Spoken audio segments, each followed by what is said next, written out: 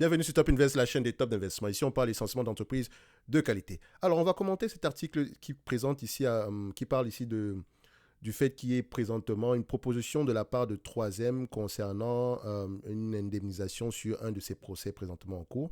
Donc, on va commenter l'article rapidement. Ok, vous savez que Troisième, on a déjà eu à l'analyser quantitativement et je pense également du point de vue qualitatif, on a également présenté une note d'analyse ici une certaine période. Donc, le résumé était simple. Tout a l'air correct sur Troisième. Hormis le fait qu'il y ait une pression ici au niveau des coûts de production, etc., c'est normal, en période d'inflation, ça peut arriver. C'est uniquement les procès présentement en cours qui maintiennent le cours à des niveaux aussi bas. On a également vu que Troisième avait commencé ici une procédure ici de scission. D'accord, donc elle devait spin-off ici un de ces segments d'activité, un segment d'activité qui représente vraiment une grosse partie de la compagnie et qui est également très rentable. Donc, parfois, ça soulevait également des questions par rapport au bien fondé de ce genre de mouvement-là. Ok, donc on se disait, moi personnellement, je pensais qu'ils savent littéralement qu'ils sont coupables et qu'ils vont avoir tendance à payer de grosses sommes ici. Donc tant que le verdict final n'est pas encore annoncé ici, on aura tendance ici à spin-off rapidement ici les différentes entités afin de garder ici la charge liée au procès sur l'entité la moins rentable. En tout cas, c'est une stratégie qui a été adoptée par le passé par plusieurs entités. Donc, je vais à peu près commenter cet article-ci. La société américaine tenterait de nouer un accord pour mettre fin à ce long et coûteux litige, ont rapporté dimanche Bloomberg et le Wall Street Journal, donc l'action du groupe d'école à Wall Street en préouverture. Donc, bientôt le bout de tunnel pour Troisième. Une question. Donc, le spécialiste des adhésifs connu pour le scotch ou encore le post-it est embourbé dans plusieurs lourds dossiers juridiques et notamment celui avec l'armée américaine. De nombreux vétérans, donc on continue ici, de nombreux vétérans ont accusé le groupe d'avoir fourni des bouchons d'oreilles défectueux qui auraient ainsi causé des dégâts auditifs. Plus de 300 000 plaintes ont été déposées selon les agences de presse. Donc, ces bouchons d'oreilles ont été livrés à l'armée du début de l'année 2000 jusqu'en 2015 par une filiale de Troisième, à savoir, je pense qu'on va dire ça, Aérotechnologie, d'accord. Donc, l'associé a toujours battu en brèche ces accusations, objectant que les plaignants avaient une audition normale et que des organisations indépendantes et tierces avaient conclu que le produit était efficace. Néanmoins, selon les informations de Bloomberg et du Wall Street Journal publiées dimanche, Troisième aurait proposé aux avocats des plaignants de solder ce litige en versant un total de 5,5 milliards de dollars. Selon les sources proches sondées par Bloomberg, cette somme de 5,5 milliards de dollars serait payée aux plaignants sur 5 années. C'est très important quand une entreprise propose à peu près de payer ce genre de somme-là, d'accord, de voir à peu près sur combien d'années elle va avoir tendance à payer la totalité. Donc ici, c'est 5 ans, donc par an, ça va imputer ici les free cash flow de 1 milliard, je pense ici, 1 milliard 1,1 milliard ici. D'après le Wall Street Journal, les négociations sont en cours et le montant final n'aurait pas été fixé dans le marbre. Donc, ça peut encore changer. Ça peut surtout augmenter. D'accord? Donc, faites attention. Ça reste ici une proposition. Ce n'est pas un accord qui a été trouvé. Donc, si la somme évoquée est conséquente, la facture totale pourrait coûter beaucoup plus au groupe américain en l'absence d'accord. Donc, techniquement, s'il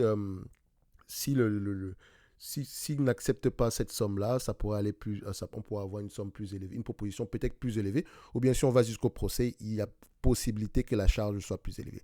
Donc Barclays évoquait 8 milliards de dollars, Bloomberg Intelligence 9,5 milliards, le Wall Street Journal mentionne même des estimations allant de 10 à 15 milliards de dollars. Donc en réalité, personne n'en sait rien du tout. D'accord? Prenons généralement la fourchette haute ici, donc 15 milliards de dollars par rapport à Troisième en date d'aujourd'hui. Si on prend les free cash flow moyens de la compagnie, donc ça représente à peu près combien? Si on prend les net income et free cash flow, est-ce qu'ils ont tendance à parler le même langage? On dirait oui ici. Donc elle a tendance à rapporter à peu près 5 milliards par an. Donc si on a à payer 15 milliards, admettons sur 5 ans, ça fait 3 milliards en moins par an. 3 milliards qu'on va devoir payer chaque année. Ça, c'est un exemple. Si on prend 3 milliards, la fourchette haute ici, donc à savoir le 15 milliards. Actuellement, on a proposé 5,5. Je ne sais pas si ça va être accepté ou pas, mais c'est déjà un début. OK? Ça nous permet d'avoir une certaine visibilité. OK? on continue ici, et admettons même qu'on prend 3 milliards sur 5 ans. Après 5 ans, ici, on reviendra à une certaine moyenne. Donc, par rapport au prix que vous payez ici aujourd'hui, d'accord, donc 57, ça revient ici à peu près à 5% de rendement. Donc, on pourrait se dire qu'au prix actuel, l'entreprise est correctement évaluée. Mais attention, c'est juste 5 ans. OK? Donc, au-delà de 5 ans ici, l'entreprise, il y a de fortes chances que l'entité troisième perdure. Donc, on pourrait revenir ici à une certaine moyenne de 5 milliards. Donc, techniquement, le marché, même au cas où, si on trouve un accord, le marché ne prendra même pas en considération cette partie-là. OK? Donc, on va se dire ici que ça pourrait être assez intéressant. En tout cas, ça permet d'avoir à peu près une visibilité sur les charges et ça nous permet de projeter l'impact ici sur les free cash flow dans le futur. Donc, c'est toujours mieux que d'avoir à peu près une estimation à 100 milliards. Certains parlaient même ici de 200 milliards. Donc, on avait toutes les sommes. On avait à peu près tous les on a tout entendu ici. Donc, comme je l'ai toujours dit, attendez l'accord. Pour ceux qui sont déjà dans le bateau ici, on peut se dire que peut-être là, c'est ceux qui pensent que la charge financière sera peut-être moins élevée. Mais voilà, moi j'ai toujours dit, c'est toujours mieux d'attendre sur les lignes de côté. Une fois qu'on a à peu près un accord trouvé, on y va. Et sinon, si on accepte d'aller présentement, c'est en toute connaissance de cause. Donc ça reste ici un risque qu'on accepte de courir. En tout cas, ça donne toujours assez de visibilité pour le futur. Donc, je continue ici avec la lecture de l'article. Alors, ici, 15 milliards. Donc, il y a également un autre procès très lourd concernant ici les PFAS, donc encore appelés les Forever Chemicals, donc tout ce qui concerne ici les anti-adhésifs, donc vous allez souvent les retrouver dans les poêles. Donc, ce qui me fait rire ici, c'est le procès présentement en cours prend uniquement en considération, est-ce que ça prend uniquement en considération les États-Unis? Est-ce qu'il y en aura en Europe? Est-ce qu'il y en aura en Afrique? Est-ce qu'il y en aura comment on appelle ça, en Amérique du Sud, parce que c'est un produit qui a été vendu partout dans le monde. D'accord? Donc, il semble que Troisième ait négocié un très bon accord pour elle-même, étant donné que ce litige a pesé sur elle pendant près de 10 ans, a déclaré à Bloomberg Carl Tobias, professeur de droit à l'Université de Richmond. Contacté par Bloomberg, un porte-parole de Troisième a souligné que la société ne commentait pas les rumeurs, parce que ça reste une rumeur, et les spéculations. OK? Donc, ces informations de presse propulsent toutefois l'action Troisième à Wall Street. Donc, elle a pris 6% aujourd'hui, on s'en fout. Donc, la capacité, c'est pas, en fait, la variation du prix à journaliste, c'est pas intéressant. Nous, ce qui nous intéresse, c'est surtout la capacité de maintenir les free cash flow stables et croissantes dans le temps. OK? La capacité de Troisième à absorber une lourde amende dans ce dossier des bouchons d'oreilles a été diminuée par un autre lourd boulet judiciaire que traîne la société américaine, à savoir les PFAS, soit les substances, je ne sais pas lire ça, d'accord, je n'ai pas fait mes cours de chimie, je les ai oubliés, donc je vous laisse aller lire ça ici, c'est pas ce que ça veut dire. Donc, ça doit être l'abréviation de PFAS, on va l'appeler PFAS, point. Donc, ces composants chimiques possèdent diverses applications comme dans les téléphones portables ou les semi-conducteurs et sont parfois surnommés polluants éternels. Donc, on continue ici, polluants éternels. Ils sont utilisés par le groupe pour leur propriété anti-adhésive et imperméabilisante. Il semble également que dans ce dossier-là, elle n'est pas la seule compagnie chimique à être accusée, d'accord? Leur toxicité est encore méconnue, mais des effets nocifs et toxiques sur le métabolisme humain ont été observés pour plusieurs PFAS et leur caractère cancérigène est suspecté. En fait, quand vous voyez déjà suspecté là, c'est-à-dire que c'est ça. Parce que pendant des années, on a suspecté le glyphosate. Pourtant, en fait, dès que c'est déjà suspect, c'est-à-dire que c'est cancérigène. Il n'y a même pas de discussion par rapport à ça. Ça, ce sont juste des termes utilisés. Donc, vous pouvez aller revoir ici l'information ici sur le site de laviepublique.fr. Donc, Troisième a d'ailleurs annoncé en début d'année qu'il comptait arrêter d'ici la fin de 2025 la production de ces substances. Donc, on avait mentionné ça dans une de nos notes d'analyse. Donc, plus précisément, Troisième est par exemple accusé par la ville de Stuart en Floride d'avoir fabriqué ou vendu des mousses anti-incendie contenant des PFAS qui auraient fini par contaminer l'eau de la collectivité. D'autres municipalités l'accusent aussi d'avoir pollué l'eau potable, donc les sols, les aliments et provoqué des maladies à cause des PFAS. Donc ça, c'est d'autres collectivités, peut-être également aux États-Unis. OK? Donc, en juin, Troisième avait noué un accord pour solder des poursuites sur ce litige qui prévoit des versements étalés sur plusieurs années, donc de 10,5 milliards à 12,5 milliards de dollars. Donc, cet accord doit recevoir l'aval de la justice américaine, souligne le Wall Street Journal.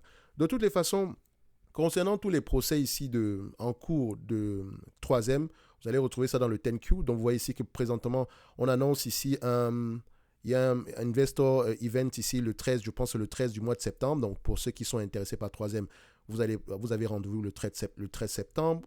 Donc, également ici, ils ont nommé un CEO pour la branche Healthcare, le segment qu'on prévoit spin-off. Ça veut dire que le spin-off est toujours d'actualité et ils comptent réellement le faire parce que ça ne sert à rien d'avoir un spin-off, un CEO pour ce segment d'activité. Dans tous les cas de figure, ici, on peut regarder les procès présentement en cours. Donc, où est-ce que je vais aller regarder ça? Financial, Annual Report. On va regarder le Annual Report ici 2022. Et je vais aller regarder ici, je pense qu'il y a un segment ici qui concerne litigation, un truc comme ça. On va regarder ça. Alors, ça charge un tout petit peu. Donc, même si l'entreprise a des bénéfices nets de plus en plus stables et croissants dans le futur ici, le fait qu'il n'y ait pas de résolution ou bien il n'y ait pas de visibilité par rapport à tous ces procès-là, ça va avoir tendance à maintenir le prix de l'action à des niveaux très très bas. Donc, legal proceeding, à savoir ici, c'est la page 17 de ce segment-ci. Donc, on va aller directement à la page 17. Page 17 ici, 8. Voilà, 17 et où 14. Et voilà. Donc, legal proceeding, on dit ici, discussion legal matter is incorporated in reference from part 2, item 8, note 16. Donc, commitment and contingency. Donc, copier, find, coller, recherche, deux occurrences, on avance. OK. Donc, ici, c'est la note 16. OK. Voilà. Note 16. On continue. Voilà. Note 16. Voilà. Vous allez lire tout ceci ici. Donc, tous les procès qui sont présentement en cours. Legal proceeding, process disclosure, etc. Donc, c'est assez long. Vous voyez qu'il y en a plusieurs. Respirator, mask, asbestos, litigation. C'est là. On vous raconte tout le blabla dessus. Après, on a quoi? Voilà, liability receivable. Donc, je pense qu'il y a dû y avoir une entente ici. Aérotechnologie également. Quoi d'autre? Environment matters, litigation également, il est là. Bref, vous savez à peu près où est-ce que vous pouvez trouver tous les procès présentement en cours. Et il y en a une flopée. D'accord? So, ce n'est peut-être pas terminé après la résolution de ceux qui présentement en cours, notamment intéressez-vous à ceux qui peuvent avoir une charge financière plus élevée, qui peuvent avoir un impact financier très élevé. Donc, notamment, on parlait ici des PFAS, on parlait également ici de tout ce qui concerne les bouchons d'oreilles ici. Donc, de toute façon, ces entreprises-là, toutes les entreprises de chimie spécialisées ont toujours des procès. Toutes les entreprises pharmaceutiques ont toujours des procès en cours. D'accord? Donc, celui qui accepte d'investir dans ce genre de compagnie-ci doit savoir que c'est un risque à courir, à prendre également en considération. Il y a également des entreprises comme McKesson qui avaient des procès en cours, notamment par rapport à tout ce qui concerne ici les opioïdes, etc. Pendant plusieurs années, le prix de l'action n'a rien fait du tout. OK? Quand ils ont trouvé un accord, je pense qu'ils ont trouvé un accord aux environs de 2021, 2020 par là. D'accord? L'action a tout simplement explosé à la hausse. Et elle est toujours sous-évaluée, même malgré la hausse du prix ici. Et vous pouvez voir ici que le bénéfice net par action a continué à augmenter, etc. Le plus important maintenant, c'est de connaître la nature de ces procès-là, sur la chaîne ici, qui sont les entreprises qui sont mêlées et quelle est la plus grosse responsabilité, d'accord? Ici, dans tout ce qui concernait les opioïdes, on a juste accusé McKesson de n'avoir pas signalé au gouvernement américain que les volumes étaient de plus en plus élevés, d'accord? Donc, c'est son rôle. Parce qu'elle utilise à peu près, pour mener à bien son activité, elle a besoin de certains permis pour exploiter, pour pouvoir livrer des substances qui sont généralement contrôlées, notamment tout ce qui concerne l'héroïne, etc. D'accord? Il y a également, c'est la même chose avec Verizon et AT&T. Comme je l'ai mentionné tantôt, le procès Verizon et AT&T par rapport à tout ce qui concerne ici les câbles à gainage de plomb ici, dites-vous que ce n'est pas l'entreprise, comme je l'ai toujours mentionné ici, je pense que c'est beaucoup de bruit pour rien du tout. OK? Parce qu'ici, l'entreprise a utilisé la technologie qui était disponible à ce moment-là. D'accord? Donc, elle a utilisé la technologie. Une fois qu'il y avait une meilleure technologie que ça, elle est passée à autre chose. OK? Donc, ce n'est pas comme si elle l'avait fait en connaissance de cause. Ici, McKesson savait pertinemment que les volumes étaient de plus en plus élevés. CVS savait également. Walgreens savait également. Je pense également l'ancienne entreprise en question, Purdue Pharma, qui est à l'origine de tout ça. Naturellement, c'est elle qui a été impactée C'est elle qui a eu la plus grosse charge. Mais voilà, tout le monde a payé quelque chose sur la chaîne de valeur. Vous allez voir ici quelques milliards pour Mark Esson. Attention, quand on dit quelques milliards, c'est pas que c'est nul, c'est rien du tout. Mais voilà, ça permet ici d'avoir une certaine visibilité parce que vous allez voir des estimations 100 milliards, 20 milliards, 30 milliards. Bref, allez-y vraiment rechercher la bonne information. Ok, ne vous limitez pas aux articles de journaux, ça reste une information comme une autre. D'accord. Donc, généralement, quand il y a des litiges pareils, cherchez à peu près s'il y a déjà eu une condamnation pour la même chose et essayez de voir si vous êtes en accord avec ce risque-là. Pour troisième ici, au niveau de l'évaluation, on va faire simple. Hein.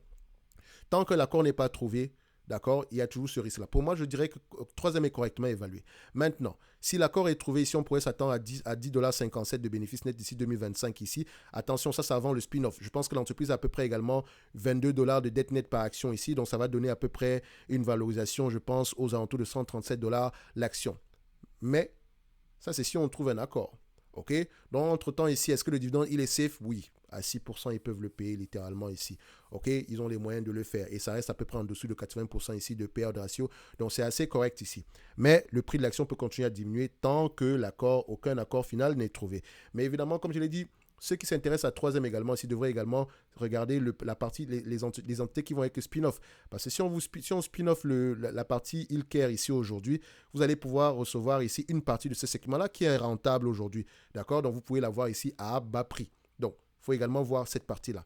Bref, pour troisième, ce n'est pas un accord, c'est une proposition. Pour le moment, les nuages gris à l'horizon sont toujours là, mais voilà, ça nous donne à peu près une certaine visibilité de combien est-ce que l'entreprise pourrait être prête à payer en date d'aujourd'hui. Maintenant, on attend l'accord, ensuite on attend l'aval du tribunal et on passe à autre chose. Bon, pour moi, ici, je ne pense pas que... Je pense que, voilà, la situation reste la même. Hein. C'est juste une nouvelle parmi tant d'autres ici. Donc, on attend les... Enfin, pas qu'on attend, mais on attend la décision finale. Tant que la décision finale n'a pas encore été actée, voilà, le risque est toujours là. Enfin, quand on dit la décision finale, il faut déjà que les plaignants acceptent. OK? Une fois qu'ils ont accepté, la décision finale ici pourrait être assez... C'est au juge maintenant de valider la transaction. Et je pense qu'il y a de grandes chances qu'il valide. Donc, voilà. N'oubliez pas, en lien dans la description de la vidéo, vous avez le service Top Premium. Et comme je l'ai mentionné précédemment, il y a une promotion présentement en cours. Et je vous laisse aller voir la vidéo qui est sur la page de vente en question. Donc, on va se donner rendez-vous sur la prochaine et d'ici là, portez-vous bien. Merci.